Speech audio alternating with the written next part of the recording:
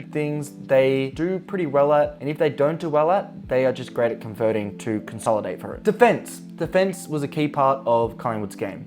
They were not only great in the midfield and attack, but their defense was strong. Big reason was Darcy Moore's one-on-one capabilities, I guess. Also, you've got the likes of Maynard's ability and a bunch of others down back. They all work as a team in a system. Craig McRae has been in a Hawthorn and Richmond successful setup where system is everything. So he knows what system wins a flag, defensive system that is, you know, the zones and all that stuff.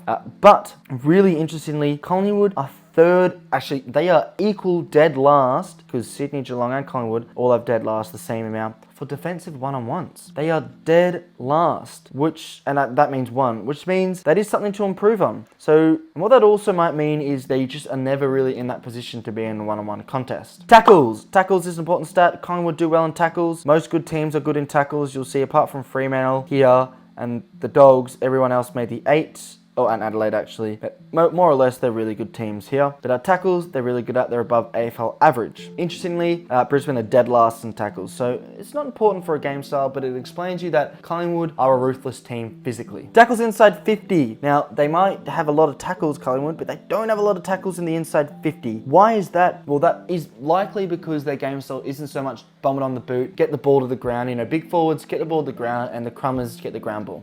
It's more so hit a target, take a mark, get a set shot, or be so free-flowing into the inside 50 that you can get a player on the run and kick a goal. It also means because they are so good at converting, the opportunities to have a tackle inside 50 isn't quite there for Collingwood, because generally they've kicked a goal before there's an opportunity to do that. So it's not a glaringly bad stat. It's just worth to note that this isn't in their game style. You know, the game style of these boys, the Richmond Tigers from 2017 to 2020 was, you know, the Mosquito fleet, especially in 2017, that Mosquito fleet. The average score above or below expected per game. Back to expected scores, going back to it. Collingwood are first. They're first. So once again, conversion, clinicalness, how clinical they are just head and shoulders above. Look at that. Between Adelaide's second place, Collingwood first place, there is a 1.3 jump. That 1.3 jump is nearly the best. That's 1.4 actually, so that's even bigger. But I mean, they are 4.6 above AFL average, and that is a stat which just indicates their prowess up forward. So that's a couple reasons statistically why Collingwood were the best team. Let's talk through a couple other factors.